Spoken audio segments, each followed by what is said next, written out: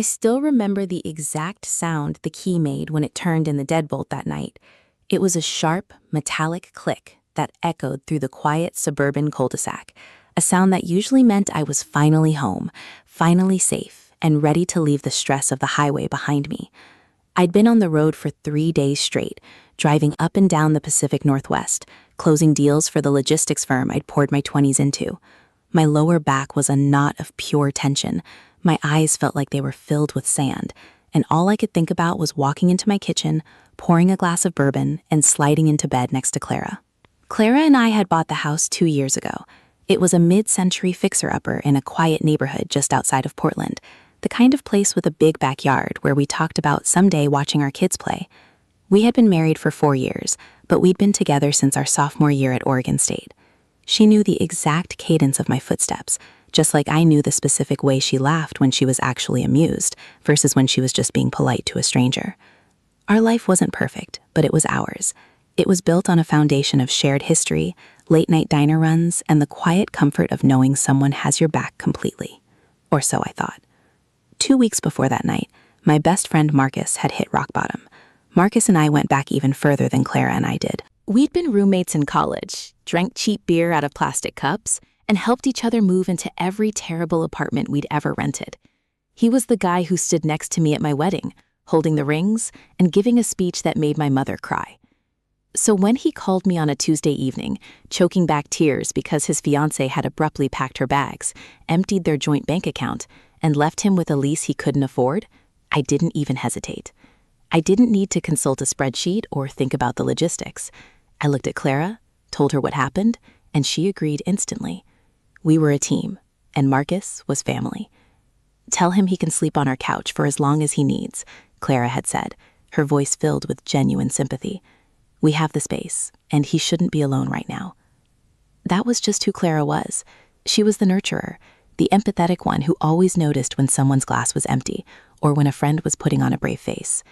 When Marcus arrived the next day with 3 cardboard boxes and a duffel bag, she hugged him tightly, told him our home was his home, and helped him set up his temporary living space in our den. For the first week, things were completely normal. If anything, it felt like a throwback to our college days. We'd sit on the back porch after dinner, grilling burgers, drinking IPAs, and talking about everything and nothing. Marcus looked exhausted, his eyes bloodshot and dark circles framing his face. But he kept thanking us, over and over, telling me I was the brother he never had. But looking back now, with the agonizing clarity that only hindsight provides, the subtle shifts had already begun. It's funny how the human mind protects itself from the truth. You notice a detail, a tiny anomaly in your environment, and your brain immediately manufactures a perfectly logical explanation to keep your world from shattering. I remember coming home from the office early one afternoon, a few days before my big business trip. The house was quiet, but as I walked down the hallway, I heard laughter coming from the kitchen. It wasn't the polite, casual laughter of a guest talking to a host. It was intimate. It was that breathless, shared amusement that usually belongs to people who have their own private language. When I walked into the room, Clara was standing by the island, a dish towel in her hand, her face flushed. Marcus was sitting on the counter, his legs dangling, holding a coffee mug. The moment they saw me, the laughter stopped. It didn't fizzle out naturally. It snapped shut, like a book being slammed closed. "Hey babe, you're early," Clara had said, her voice a little higher than usual. She immediately walked over to give me a kiss, but it felt performative, like she was checking a box to prove everything was normal. "Yeah, wrapped up the meetings early," I replied, looking between the two of them. Marcus gave me a relaxed smile, nodding. "Man, your wife is a lifesaver," Marcus said, gesturing to the coffee. "I was spiraling about the apartment hunt, and she just completely talked me down. You're a lucky guy, Austin." I smiled, feeling a wave of gratitude for my wife and warmth for my friend. I told myself I was being paranoid, that the sudden silence when I walked in was just because they were discussing Marcus's messy breakup, and they didn't want to make me feel like I was walking into a heavy conversation. I trusted them. I trusted her with my soul, and I trusted him with my life. There was no universe in which I could have conceived what was actually brewing beneath the surface of my comfortable, predictable existence. Then came the trip. It was a 3-day trek through Seattle and Spokane, a grueling schedule of client dinners and presentations. Clara had been incredibly supportive while I packed my bags, kissing me deeply at the front door and telling me she'd miss me. Marcus had shaken my hand, thanking me again for letting him stay, promising he'd keep an eye on the place while I was gone. I drove away feeling like the luckiest man alive, blessed with a beautiful wife and a loyal best friend.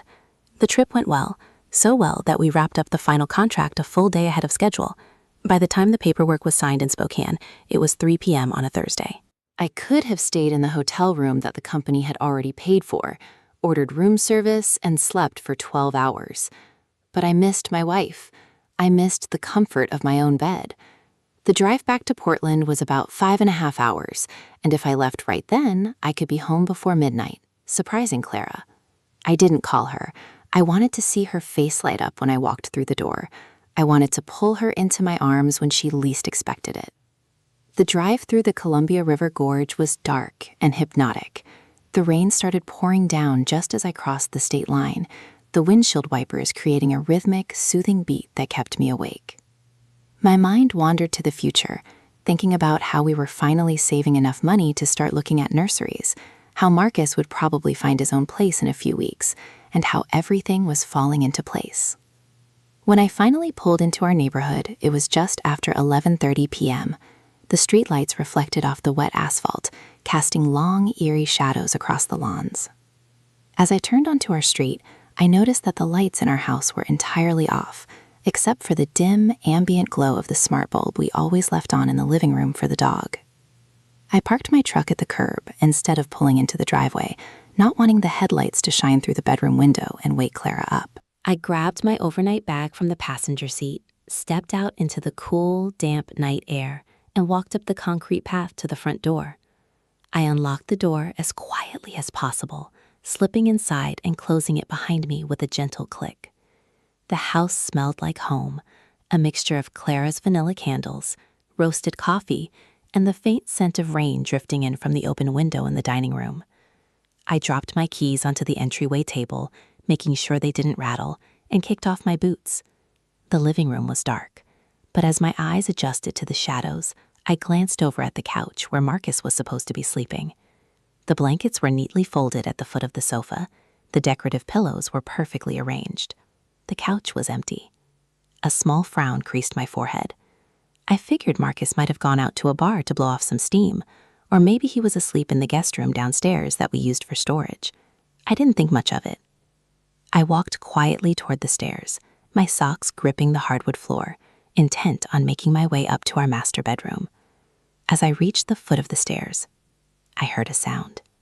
It was faint, muffled by the heavy carpet of the upper hallway, but it stopped me dead in my tracks. It wasn't the sound of the house settling. It wasn't the wind against the shutters. It was a low, rhythmic murmur, followed by a sharp, catching breath. My heart gave a sudden, violent thud against my ribs, a primal instinct flaring up before my conscious mind could even process what I was hearing. I took the stairs one by one, pressing my weight against the wall to prevent the old wood from creaking. With every step I climbed, the sounds became clearer, stripping away any possibility of a misunderstanding, dismantling my reality syllable by syllable. It was the sound of a woman's voice, a soft, breathless gasp that I knew better than my own name. And then a man's voice, a low, guttural whisper that had echoed through my college dorm rooms for years. "Austin will be back tomorrow afternoon," Clara whispered, her voice strained, thick with an emotion I had never heard her direct at anyone but me. "We have time." "I know," Marcus murmured, his breath ragged. "I know." I stood on the top landing, the darkness of the hallway swallowing me whole. The door to our bedroom was cracked open just an inch, a sliver of warm golden light from the bedside lamp cutting through the blackness and spilling across the floorboards. My body went completely numb, my hands turning ice cold as the blood rushed away from my extremities, leaving me lightheaded and hollow. The overnight bag slipped from my fingers, hitting the carpeted floor with a dull, heavy thud. The silence that followed the drop of my bag was absolute. It was a suffocating, heavy silence that seemed to suck the oxygen right out of the hallway. In the bedroom, the breathing stopped instantly.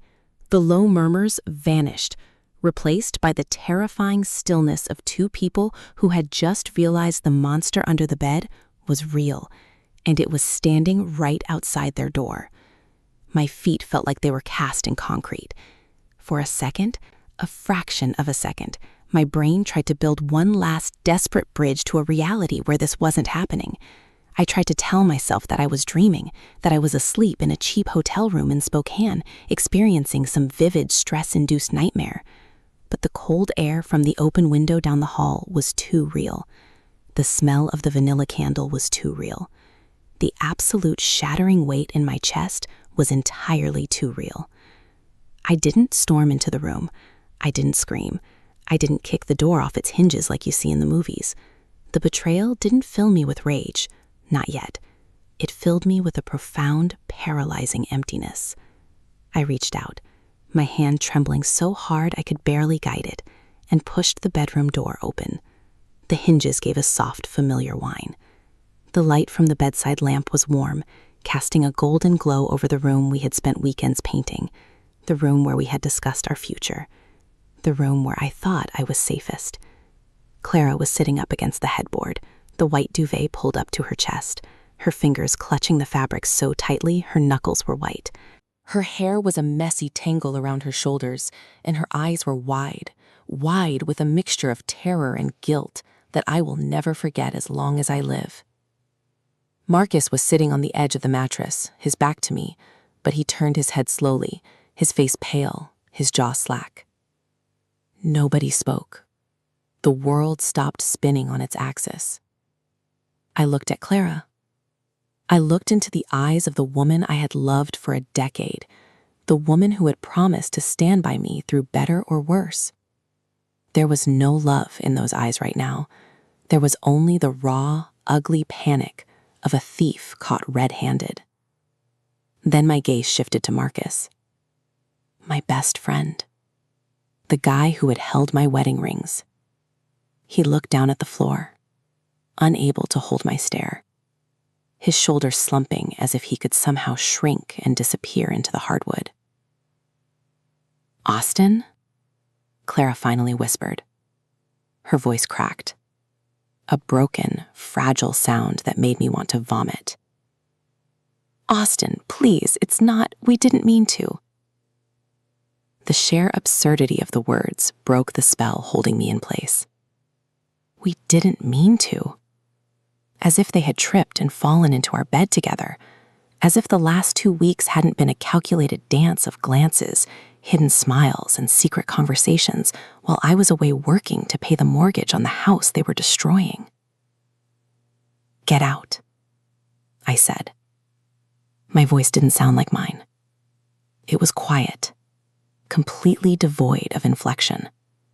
A dead sound coming from a dead space inside my chest. Marcus cleared his throat, finally looking up, his hands raised in a defensive, placating gesture. "Man, Austin, listen to me. I am so sorry. I'm so sorry. It was a mistake. We got caught up in the emotion, and I was in a bad place, and—" "Marcus," I interrupted, my voice dropping an octave, becoming dangerously calm. "If you say another word to me in this house, I am going to lose my mind. Get your things and get out." He didn't argue. The cowardice in him took over completely. He slid off the bed, grabbing his clothes from the floor with frantic, clumsy movements, hopping on one foot as he pulled on his jeans. He didn't look at Clara, and he didn't look at me. He bundled his shirt and shoes in his arms and practically bolted past me into the dark hallway, his bare feet slapping against the wood as he hurried down the stairs to the den to grab the rest of his boxes. I stood there, watching Clara. She was crying now, the tears streaming down her flushed cheeks, her chest heaving as she sobbed. But I felt nothing. The profound sadness I had felt a moment ago was evaporating, replaced by a cold, hard casing of pure anger. It was the kind of anger that doesn't explode. It freezes. "How long?" I asked. She covered her face with her hands, her shoulders shaking. "It doesn't matter, Austin. Please, just talk to me. Don't look at me like that." "How long, Clara?" I repeated, each word a heavy, deliberate stone. It started after he moved in. she sobbed, her voice muffled by her hands. "He was so broken, Austin. He was crying and we were talking and I was just trying to comfort him. I swear to God I didn't want this to happen. I love you. I love our life. It was just a moment of weakness, I swear." A moment of weakness. It was the classic script, the standard defense mechanism of someone who had completely dismantled another human being's reality. I looked around our bedroom. I noticed the 2 wine glasses on the nightstand. I noticed the way the sheets were rumpled. I noticed the small, everyday details of a betrayal that had been comfortable, a betrayal that had felt safe, because they thought I was hundreds of miles away in a hotel room. From downstairs, I heard the heavy thud of the front door closing. Marcus was gone. He had fled into the rainy night, leaving behind the wreckage of a 20-year friendship without even looking me in the eye. He was a thief who had stolen into my home, eaten my food, slept on my couch, and taken the one thing that mattered most to me, and then run away into the dark. I walked over to the closet, pulled out a large duffel bag, and threw it onto the bed. Clara stopped crying, her eyes tracking the movement, terror replacing the grief on her face. "What are you doing? Austin, please, let's talk about this. We can go to counseling. We can fix this. People get through this." "You are going to pack enough clothes for a week," I said, my voice steady, unyielding. "And you are going to go to your sister's house in Beaverton." "No, Austin, please. This is our home," she screamed, the desperation finally breaking through her shell. She threw the duvet aside, stepping out of bed, reaching for me. "Don't throw me out. Please don't do this." When her hand touched my arm, it felt like an electric shock. I pulled back instantly, recoiling as if her skin were venomous. The look of utter revulsion on my face must have hit her like a physical blow, because she froze, her hand hovering in the air, her mouth opening in a silent gasp of pain. "Do not touch me," I said, the words cutting through the room like a razor. "Pack your bag, Clara. If you aren't out of this house in 15 minutes, I will call your sister myself and tell her exactly why you need a place to stay." She realized then that there was no negotiating. The man she had known for 10 years, the easygoing, patient, forgiving man who always let things slide, was gone. In his place was a stranger, hollowed out by the sheer magnitude of what she had done. She began grabbing clothes from the dresser, her movements robotic, her tears falling silently onto the fabric as she shoved them into the bag. I left the bedroom and walked downstairs. The living room was quiet, the air still smelling faintly of Marcus's cologne. I walked into the kitchen, poured myself that glass of bourbon I had been thinking about during the drive, and sat at the island. My hands were perfectly steady now. The shock had passed, leaving behind a cold, crystalline clarity. My life as I knew it was over. The future I had been planning on the drive home, the kids, the nursery, the years of growing old together, was a lie. It had never existed.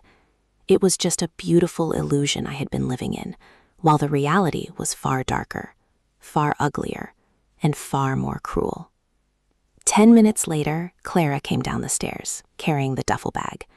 She stood at the edge of the kitchen, looking at me, hoping for a sign, a crack in my armor, a single tear. I didn't look up from my glass. I listened to her footsteps cross the hardwood, heard the front door open, and felt the cool draft of the Oregon rain drift into the house one last time before the door clicked shut. The sound of her car engine starting in the driveway was a low, distant rumble that eventually faded into the ambient noise of the pouring rain. Then there was only the silence. It was a massive, heavy thing that seemed to press down on the walls of the house, expanding until it filled every corner of every room. I sat at the kitchen island for 3 hours, the glass of bourbon warming between my hands, untouched. I couldn't drink it. I couldn't move.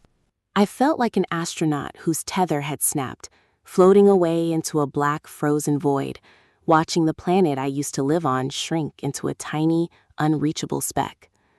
When the sun finally came up, it didn't bring any light.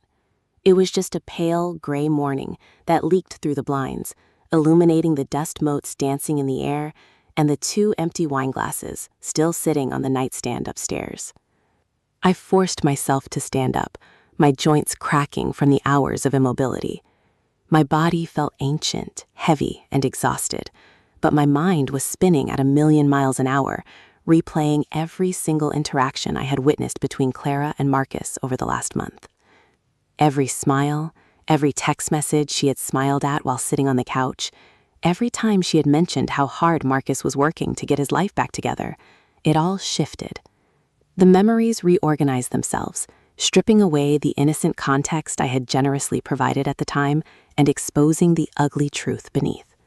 I had been the oblivious husband, the hard-working provider stereotype who was too busy driving on highways and closing deals to notice that his life was being dismantled in his own bed. The next few days passed in a blur of survival. I didn't go to work. I called in sick, telling my boss there had been a severe family emergency, my voice sounding so dead that he didn't ask a single follow-up question. I spent 48 hours cleaning. It wasn't a standard tidying up. It was a manic, frantic purging. I stripped the sheets off our bed and threw them directly into the trash bin outside in the rain. I threw away the pillows, the duvet, and the rug. I washed the floors with bleach until the chemical smell burned my throat and eyes, trying to erase any physical trace of their presence, any lingering scent that proved they had existed in my space. By Monday afternoon, the numbness began to wear off, and the rage arrived. It wasn't an explosive, screaming anger.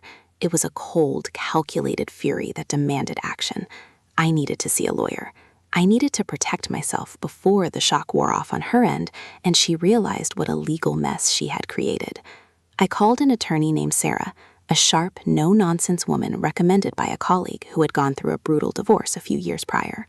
Her office was downtown, high up in a glass tower overlooking the Willamette River. Sitting in the plush leather chair across her desk, surrounded by leather-bound law books and the quiet hum of corporate efficiency, I felt completely out of place. I was a guy who liked fixing things with his hands, who liked simple, straightforward honesty. Now I was discussing the dissolution of a decade-long relationship like it was a corporate merger that had gone sour. In Oregon, we are a no-fault divorce state, Sarah explained, her voice compassionate but professional as she tapped her pen against a legal pad. The court doesn't technically care about infidelity when it comes to the division of assets. It's mostly a math problem. We divide the property, the debt, and the retirement accounts down the middle. He was sleeping in my house, I said, my voice tight, my fingers gripping the armrests of the chair. I let him live there because he was broke. They did this under my roof. I know, Austin, and I am incredibly sorry, Sarah said gently, looking at me over her glasses. But the law is emotional plumbing. It just clears the pipes. If you want to fight her on every single asset out of anger, you will spend $50,000 in legal fees just to prove a point, and the outcome will be the same. My advice? We draft an aggressive, clean settlement. We give her a choice. Sign the papers quietly and walk away with a fair share, or we drag this out in public, and I make sure everyone in your social circle knows exactly why this marriage ended. I agreed. I didn't want a long, drawn-out war. I just wanted her gone. I wanted the legal tie severed so I could start the impossible task of rebuilding whatever was left of myself. That evening, I received a text from Marcus. It was the first communication from him since he had fled into the night. It was a long, rambling block of text, filled with justifications, self-pity, and fake accountability. Austin, man, I don't even know what to say. I know you hate me, and you have every right to. I am loathing myself right now. I was in such a dark place after Vanessa left me, and Clara was just there for me. One thing led to another, and we lost control. It wasn't planned. I value our friendship more than anything, and I hate that I hurt you. Please, when you're ready, let's sit down and talk. I want to make this right. I stared at the screen, a bitter, hollow laugh escaping my throat. Value our friendship. Make this right. The sheer delusion of it was staggering. He had stolen my peace, destroyed my marriage, corrupted my home, and he thought a sit-down talk over a beer could fix it? I didn't reply. I blocked his number, blocked him on social media, and deleted every photo of him from my phone. 20 years of brotherhood, deleted in 3 clicks. Later that night, the front door opened. My heart instantly hammered against my ribs. I stood up from the living room couch, watching the hallway. Clara walked in. She looked terrible. Her eyes were swollen and red, her face pale and entirely devoid of makeup. She was wearing an oversized sweatshirt I had bought her on a trip to Seattle, and she looked small, fragile, and utterly defeated.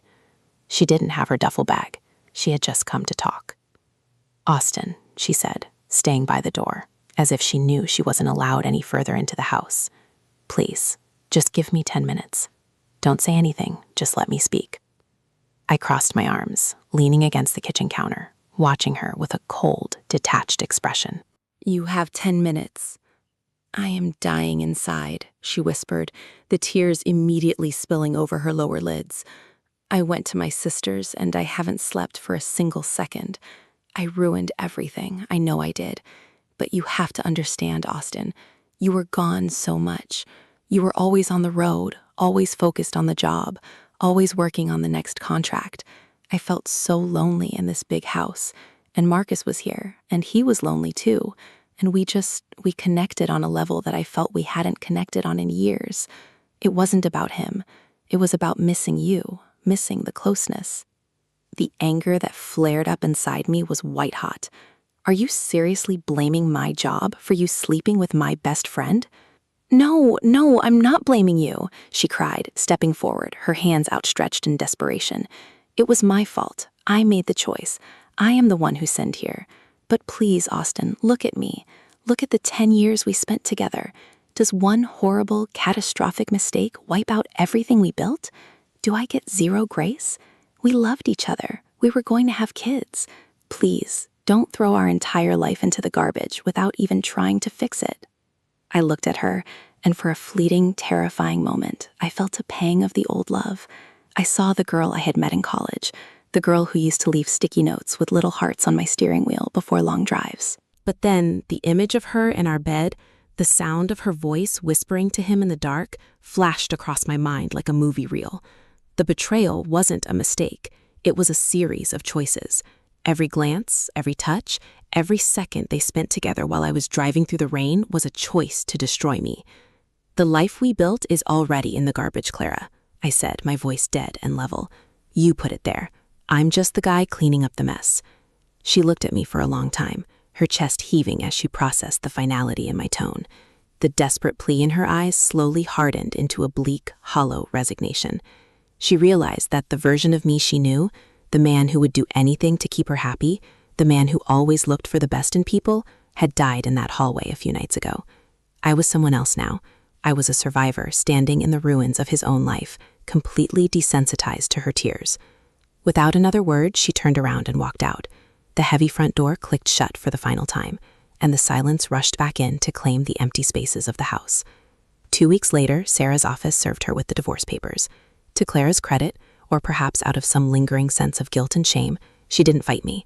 She didn't contest the terms, she didn't hire a high-priced attorney to drag me through the mud, and she didn't demand half of the equity in the house. She signed the paperwork quickly, quietly, and completely, relinquishing her claim to the mid-century fixer-upper we had spent weekends restoring. The legal ties were cut with the clinical precision of a scalpel, and just like that, on paper, a decade of love, shared dreams, and promised futures was reduced to a public record file in a county courthouse. The months that followed were a masterclass in rebuilding a life from the absolute ground up. The house felt too big, too empty, and too full of ghosts, so I put it on the market. It sold in less than 30 days to a young couple who looked at the big backyard with the exact same wide-eyed, hopeful expressions Clara and I had worn just 2 years prior. I didn't feel sad when I handed the keys to the real estate agent. I felt a profound sense of relief. I moved into a sleek, minimalistic apartment downtown, a place with massive floor-to-ceiling windows that looked out over the city lights and the river. It was a space that had absolutely no history, no memories, and no traces of anyone but me.